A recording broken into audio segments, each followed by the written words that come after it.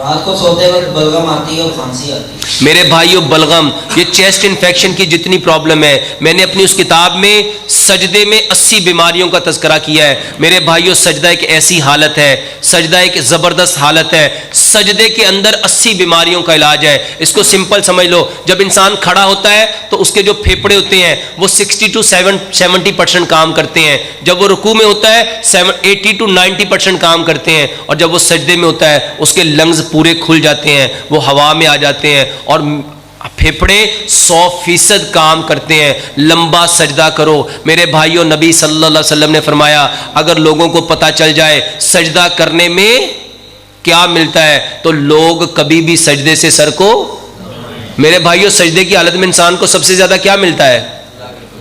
اللہ کے سب سے، اور بتاؤ جو اللہ کے قریب ہو گیا اس کی کوئی پریشانی رہے گی؟ اس کی تکلیف رہے گی؟ کر کے دیکھو، اور اس کا بہترین علاج ہے ہر نماز کے بعد 5 سے 10 منٹ کا سجدہ کرو اور اس میں خوب رو، آنسو بہاؤ۔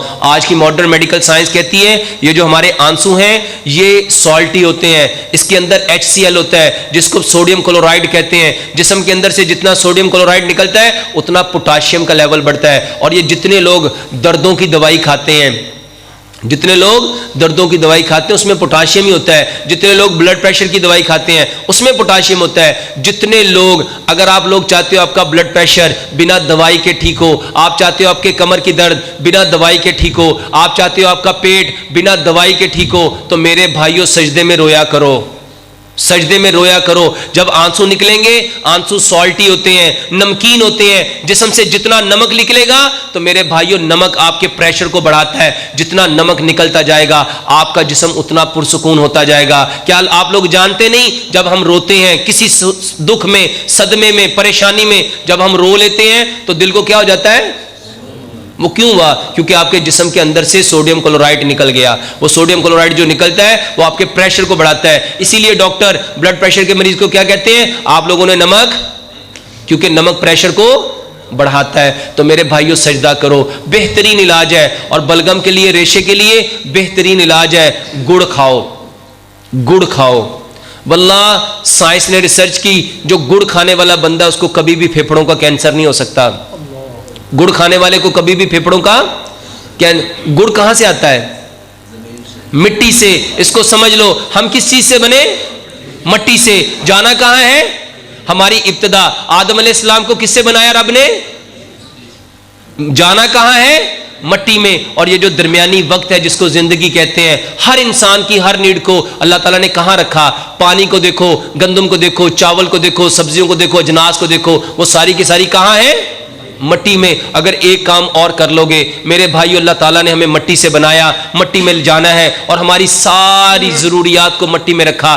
آج سے صرف 50 سال پیچھے پلٹو، جب ہم سب فطرت پہ تھے، ہمارے گھر مٹی کے تھے، چولہے مٹی کے تھے، مکان مٹی کے تھے، کنالیاں مٹی کی تھی، تندور مٹی کے تھے، برتن مٹی کے تھے۔ سچ بتاؤ کس نے بیماریاں دیکھی تھی؟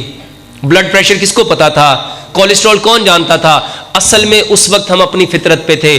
آج سے کئی ہزار سال پہلے ایک انسان آئے تھے، ان کا نام حکیم لقمان ہے۔ بہت معذرت، سوالات بہت زیادہ ہیں، لیکن یہ وہ باتیں ہیں جو آپ کو نفع دیں گی، یہ آپ کو ہر بیماری میں نفع دیں گی۔ میرے بھائیو آج سے کئی ہزار سال پہلے ایک شخص آیا، اس کا نام حکیم لقمان ہے۔ اللہ تعالیٰ قرآن میں کسی کا نام عزت سے لے دے تو وہ ہمارے لیے کیا ہو جاتا ہے؟ قابل احترام۔ اللہ تعالیٰ نے حکیم لقمان کا نام نہیں لیا، اس کے نام کی پوری صورت اتاری۔ مگر کون جانتا ہے حکیم لقمان کون تھے؟ آج پورا گریک، واللہ پورا یونان حکیم لقمان کی ایک ایک بات کو فالو کر رہا ہے، ایک ایک بات کو فالو کر رہا ہے۔ حکیم لقمان سے کسی نے پوچھا انسان بیمار کیوں ہوتے ہیں؟ آپ نے فرمایا صرف ایک وجہ ہے، وہ اپنی فطرت سے دور ہو گیا۔ بیماری کا سبب کیا ہے؟ اپنی فطرت سے دور ہو گیا۔ ان سے علاج پوچھا گیا، علاج کیا ہے؟ انہوں نے کہا ہر بیماری کا ایک علاج ہے، اس کو فطرت پہ پھر لے آؤ، اس کو فطرت پہ پھر لے آؤ۔ اس کو سمجھو پیارے پیغمبر جناب محمد صلی اللہ علیہ وسلم کی زبان سے آپ نے فرمایا اس کائنات میں آنے والا ہر بچہ کس پہ آیا ہے؟ فطرت اسلام پہ۔ بیماری اسلام سے دوری ہے، علاج پھر اسلام ہے، واپس آنا ہے۔ اور آج میرے بھائیوں یورپ میں یہ جو میں باتیں آپ کو کر رہا ہوں اس کو نیچرل پیتھی کہتے ہیں۔ اس کو کیا کہتے ہیں؟ نیچر کس کو کہتے ہیں؟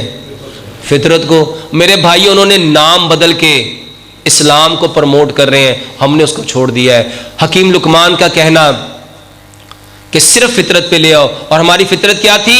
مٹی، اپنے برتن مٹی کے کرو، اپنے گھروں سے اگر بلڈ پریشر نکالنا چاہتے ہو، کولیسٹرول نکالنا چاہتے ہو، ٹرائیگلیسرائڈ نکالنا چاہتے ہو، لیپوپروٹین نکالنا چاہتے ہو، اور اپنے ایل ڈی ایل کا لیول، ایچ ڈی ایل کا level, V L D L کا لیول نارمل کرنا چاہتے ہو، اپنے گھر سے سلور اور پلاسٹک نکالو۔ واللہ کینسر کی سب سے بڑی وجہ پلاسٹک اور سلور ہے۔ سلور گھستا ہے، بتاؤ وہ گھس کے جاتا کہاں ہے؟ اور پوری زندگی سلور جسم سے نکل نہیں سکتا۔ یہ جو لوگ آج تپ رہے ہیں نا، یہ حدیث بھی ہے، جو چیز جہاں جاتی ہے اس کے گن لے کے آتی ہے۔ جو چیز جہاں جاتی ہے انسان اپنی صحبت سے پہچانا جاتا ہے۔ نبی صلی اللہ علیہ وسلم نے کیا فرمایا؟ اپنے بھائی کو اگر جاننا چاہتے ہو، ہر بھائی، ہر مسلمان اپنے بھائی کے دین پہ ہے، یہ حدیث ہے نا، اس کو سمجھو۔ سائنس سمجھ گئی، سائنس کہتی ہے جو چیز جہاں جاتی ہے اس کی پراپرٹی لے کے آتی ہے۔ سلور کے اندر کھانا جائے گا، بتاؤ کھانے کی پراپرٹی لائے گا کہ نہیں لائے گا؟ اپنے برتن مٹی کے کرو، اس کے اندر جو کوکنگ آئل ڈالنا ہے سرسوں کا تیل ڈالو۔ سرسوں کا تیل کہاں سے آتا ہے؟ مٹی سے۔ چینی میٹھا کھانا ہے تو زمین سے نکلنے والا میٹھا کھاؤ۔ زمین سے نکلنے والا میٹھا کیا ہے؟ گڑ کھاؤ۔ نمک لینا ہے تو زمین سے نکلنے والا لو۔ زمین سے نکلنے والے پتھر کو، نمک کو کیا کہتے ہیں؟ پتھر والا نمک، سٹون سالٹ۔ اور یہ جو آپ کے گھروں میں آج لوگوں نے ڈر ڈال کے آیوڈائز نمک، نیشنل آیوڈائز نمک دیا، واللہ اس کے بارے میں پوری لیکچر، پوری تقریر کر سکتا ہوں۔ اس نمک کے اندر جتنے لوگوں کو جوڑوں کا درد ہے، جتنے لوگوں کے بال گر رہے ہیں، جتنے لوگوں کے بچے، چھوٹے چھوٹے بچے کہہ رہے ہیں ہماری ٹانگیں درد ہوتی ہیں، جوڑ درد ہوتے ہیں، سر میں درد ہوتی ہے، یہ جھریاں پڑ رہی ہیں، ایکنی، پمپل، فریکلز، بلیک سرکل، یہ سارے کے سارے مسائل اس نمک سے ہے جس کو آپ نیشنل آیوڈائز نمک کہتے ہو۔ اس کے اندر ایک سالٹ ہے اس کو کہتے ہیں پوٹاشیم ایلومینیم سلیکیٹ۔ اور وہ کس لیے ڈالا جاتا ہے؟ یہ جو پتھر والا نمک ہے یہ اللہ تعالیٰ نے انسانوں کے لیے پیدا کیا تھا، اور یہ جو سمندر کا نمک ہے آج سے کئی سو سال پہلے امام نے قیم رحمۃ اللہ علیہ نے زاد المعاد ایک کتاب لکھی، اس کے اندر لکھا جو شخص سمندر کے پانی سے نمک بنائے گا اور انسانوں کے جسم میں داخل کرے گا وہ اپنے بدن میں ان گنت بیماریوں کو لے جائے گا۔ اور آج ہم سارے کون سا نمک لے رہے ہیں؟ سمندر کے نمک کو کہتے ہیں سی سالٹ، اور پتھر والے نمک کو کہتے ہیں سٹون سالٹ۔ میرے بھائی اللہ تعالیٰ نے انسان کو مٹی سے بنایا تھا، نمک کون سا لینا چاہیے؟ پتھر والا۔ اور چکیوں پہ مت پسواؤ، جا کے دیکھو چکیوں کے اوپر جہاں نمک پس رہا ہے اس کے اوپر ایک بوتل لٹک رہی ہے، اس کے اندر سے جو آ رہا ہے اسی کو پوٹاشیم ایلومینیم سلیکیٹ کہتے ہیں۔ اور آپ کو نام کیا دیا گیا؟ یہ آیوڈین ہے۔ یہ کیا ہے؟ ہمیں آیوڈین نہیں چاہیے۔ اگر آیوڈین کی ضرورت ہوتی تو رب نمک میں ڈال کے بھیجتا کہ نہ بھیجتا؟ کیونکہ رب نے تو 4 قسمیں کھا کے فرمایا والتین والزیتون وطور سینین وہذا البلد الامین، اور پھر فرمایا لقد خلقنا الانسان فی احسن تقویم۔ بتاؤ اللہ سے زیادہ، احسن الخالقین سے زیادہ آپ کے لیے مددگار، آپ کی فکر کرنے والا، آپ کی ضرورتوں کو پورا کرنے والا رب رحمان سے زیادہ کون ہو سکتا ہے؟ یہ دھوکہ ہے، اس نمک سے بچو۔ اور 5ویں چیز میرے بھائیوں، کبھی منرل واٹر مت پیو، کبھی یہ فلٹر کا پانی، آپ کو یہ فلٹر کے نام پہ دھوکہ دیا جا رہا ہے، یہ دھوکہ ہے، اس سے بچو۔ وہ پانی جس کو رب نے پیدا کیا، اور 50 سال پہلے جب فلٹر نہیں تھے کس کو کڈنی پرابلم تھی؟ اپنے گاؤں میں جا کے پوچھو، چاچا اپنے پورے پنڈ ایک بندہ 10 جن گردے خراب سی۔ لوگ جانوروں کو چرانے جاتے تھے، گندا جوہڑوں کا پانی پیتے تھے، کسی کے گردے میں انفیکشن نہیں ہوئی۔ چھپڑوں کا پانی پیتے تھے، جہاں جانور پیتے تھے وہیں انسان پیتے تھے، کس کو کڈنی انفیکشن ہوئی؟ کس کے گردے خراب ہوئے؟ کس کا لیور ٹرانسپلانٹ ہوا؟ کس کا کڈنی ٹرانسپلانٹ ہوا؟ یہ دھوکہ ہے، صرف آپ کو ڈرایا جاتا ہے۔ ایک چیز سے ڈرو، ایک چیز سے ڈرو، اتقوا اللہ، اللہ سے ڈر جاؤ۔ جس کے دل میں اللہ کا ڈر ہے اس کے دل میں کسی اور چیز کا ڈر آ سکتا، اور جس کے دل سے اللہ کا ڈر نکل جاتا ہے وہ بلڈ پریشر سے بھی ڈرے گا، کولیسٹرول سے بھی ڈرے گا، ڈائبٹیز سے بھی ڈرے گا، ہیپاٹائٹس سے بھی ڈرے گا، آرتھرائٹس سے بھی ڈرے گا، ٹونسلائٹس سے بھی ڈرے گا، ہر چیز سے ڈرے گا، اور وہ ڈرتے ڈرتے مر جائے گا۔ مگر اس کے دل میں ڈر کبھی ختم ہو سکتا؟